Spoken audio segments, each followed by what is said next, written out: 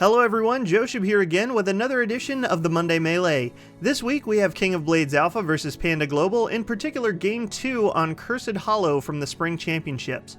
Before we jump into the action this week, I do need to discuss the mechanical elements of ETC's Mosh Pit, and thankfully I have a willing test subject in Arthas.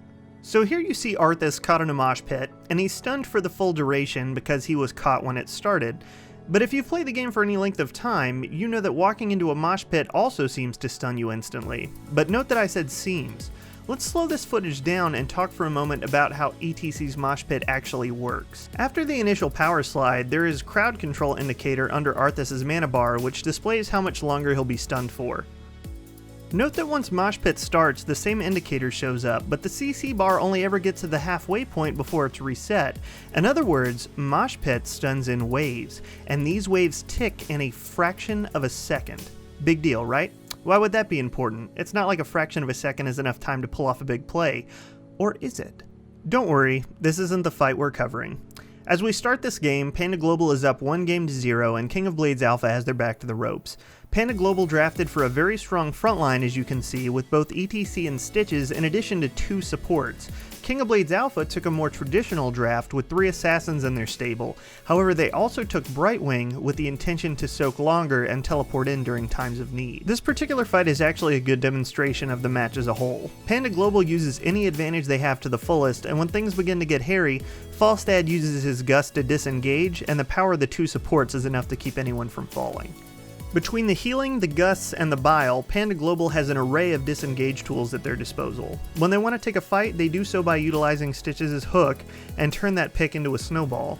At times during this game, despite Brightwing's soaking, Panda Global has been up by as much as 3 levels. As we head into the next tribute, both teams split to get some mercenaries pushing and soak as much as they can to try and hit 20 before the curse tribute spawns. As you can see from the indicators at the top, Panda Global currently has 11 takedowns to the 2 takedowns of King of Blades Alpha, and Panda Global has a sizable head start on the way to 20. As I mentioned before, Brightwing was drafted in order to get maximum soaking potential, and King of Blades is going to lean heavily on her prior to this tribute to try and get them caught up. As the most important tribute of the game spawns, King of Blades Alpha manages to get their team minus Brightwing, who is soaking in a good zoning position. Panda Global is coming from the mid lane and is in the uncomfortable position of having to push through the bottleneck to prevent the curse. Unbeknownst to King of Blades, ETC is below them, waiting to strike. And Brightwing is still in the bottom lane, trying desperately to shorten the gap to 20. Just as it seems Vala is finally going to be able to capture the tribute, ETC emerges from his sneaky bush and slaps the taste right out of her mouth. King of Blades is now aware that they are fighting a battle on 2 fronts. Muradin pops his avatar to hold them off at mid, while Li Ming uses Disintegrate to stave the tide. Karazim uses his 7-sided strike and forces Muradin to Dwarf Toss, but Muradin knows he can't give up any ground, and he walks back into the engagement only to find a Tassadar wall at his back. A quick gust from Falstad singles him out, and Muradin's diamond form is shattered into 1,000 precious stones. Brightwing begins to navigate down to make sure the mercs are pushing uninhibited, still trying to get some precious soak while there is delay on the tribute. Vala pops her strafe to try and hold Panda Global back, but ETC is returned once again for an impromptu rock concert and catches both Li Ming and Thrall on the dance floor. Note the swirling green around Li Ming. Brightwing started her teleport before ETC started his dance, and in theory that means he catches her in the dance too, but in that fraction of a second, Brightwing manages to get Polymorph onto ETC before the next tick of Mosh Pit, saving Brightwing, Li Ming, and Thrall. Thanks to Brightwing's Polymorph, ETC is quickly dispatched and the fight is completely turned on its head. The rest of Panda Global has moved into the bottleneck to take advantage of the mosh pit, but instead they find themselves perfectly lined up for a sunder that most thralls only dream about. And on the back of that sunder, the rest of Panda Global, save for Tassadar, is dispatched. King of Blades wins on the back of this fight. They get the curse, they bypass the bottom fort, they cut through the wall, and they grab the keep. Was it dumb luck for Brightwing to teleport in and get off a polymorph?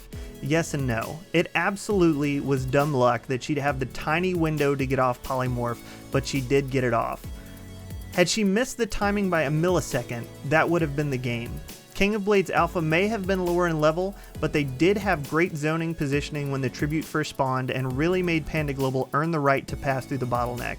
King of Blades Alpha was losing the majority of the game and won on the back of a gift they were given. Other teams may have chosen to play more conservatively or take a fort, but it was the fortitude of King of Blades to push through that wall and the keep to get to that core that gave them the game. Sometimes you're only given one opportunity to turn things around. Make sure you're ready to take it.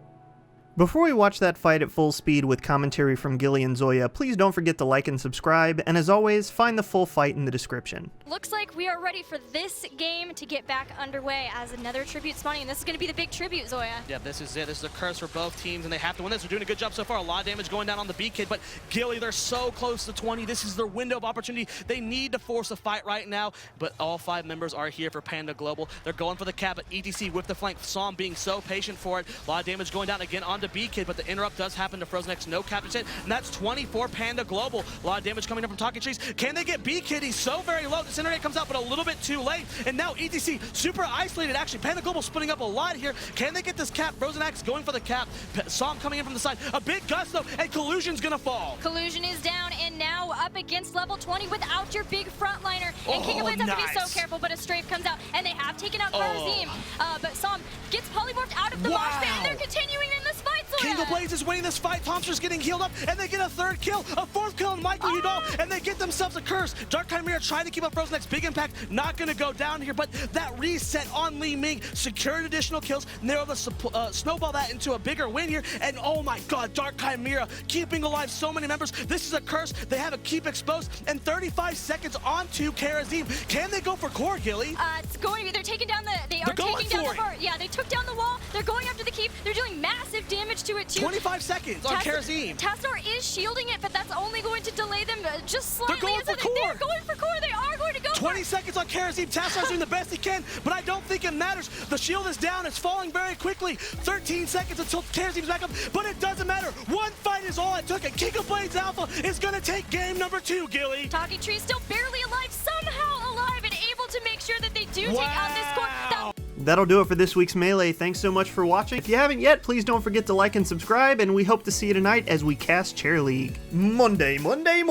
Chair League games take place tonight, beginning at 8 p.m. Eastern, 5 p.m. Pacific. Come on out and support the Grassroots Community League, or sign up yourself for free at chairleague.com.